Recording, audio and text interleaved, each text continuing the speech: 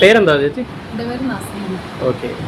എൻ്റെ ഇന്നത്തെ ടോപ്പിക് എന്ന് വെച്ചാൽ ഇപ്പോൾ പുതിയ കയറിയ UDF സർക്കാർ ഒരു വാഗ്ദാനം പറഞ്ഞല്ലോ. അതായത് KSRTCയിൽ ഫ്രീ ആയിട്ട് സ്ത്രീകൾക്ക് യാത്ര അടുത്ത മാസം മുതൽ പ്രഖ്യാപിച്ചിട്ടുണ്ട്. അതിനെപ്പറ്റി ചേച്ചിയുടെ അഭിപ്രായം എന്താണ്? നല്ല കാര്യമാണ്. നമ്മളെപ്പോലെയുള്ള പാവങ്ങൾക്ക് അങ്ങനെ ഫ്രീ ആയിട്ട് യാത്ര ചെയ്യാൻ നല്ലൊരു അഭിപ്രായമാണ് അല്ലേ?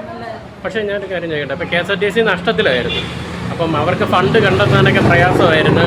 അപ്പം അതുകൊണ്ട് സ്റ്റാഫുകൾക്കെല്ലാം സാലറി, പെൻഷൻ ഇതൊക്കെ എല്ലാം കുറച്ച് മുടങ്ങിക്കിടന്നൊരു സമയം ഉണ്ടായിരുന്നു, നഷ്ടമായതുകൊണ്ട്. അപ്പം ഇപ്പം ഗണേഷ് കുമാർ കയറിയതിന് ശേഷമാണ് അതൊക്കെ ഒന്ന് ക്ലിയർ ആയത്. അപ്പോൾ ഇവർ ഫ്രീ ആയിട്ട് കൊടുക്കുമ്പോൾ ഇവർക്ക് ഫണ്ട് കണ്ടെത്താൻ പറ്റുമോ? ഇങ്ങനെ സ്റ്റാഫുകൾക്കെല്ലാം സാലറി കൊടുക്കാനും അവരുടെ മെയിൻ്റനൻസ് അങ്ങനെയുള്ള എക്സ്പെൻസ് എല്ലാം അവർക്ക് മീറ്റ് ചെയ്യാൻ പറ്റുമായിരിക്കുമോ?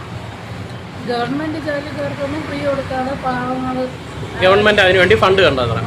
അപ്പോൾ ഈ ഈക്വാലിറ്റി എന്ന് പറയുന്നത് എല്ലാവർക്കും ഉള്ളതാണല്ലോ. അപ്പം പുരുഷന്മാരിലും പാവപ്പെട്ടവർ കാണുമല്ലോ. അപ്പോൾ അവർക്കും സ്ത്രീകൾക്ക് മാത്രമല്ലേ പറഞ്ഞിട്ടുള്ളൂ. അപ്പോൾ സ്ത്രീകൾക്ക് മാത്രമായിട്ട് എന്ത് പ്രത്യേകതയായിരിക്കും? പാവപ്പെട്ട വീട്ടിൽ എത്രയോ സ്ത്രീകൾ കാണും.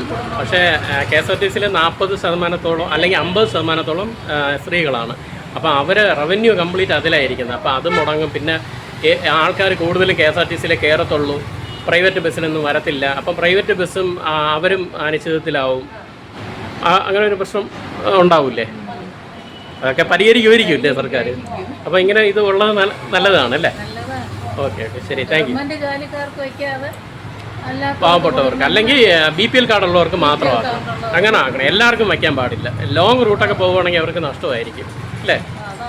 Okay, thanks.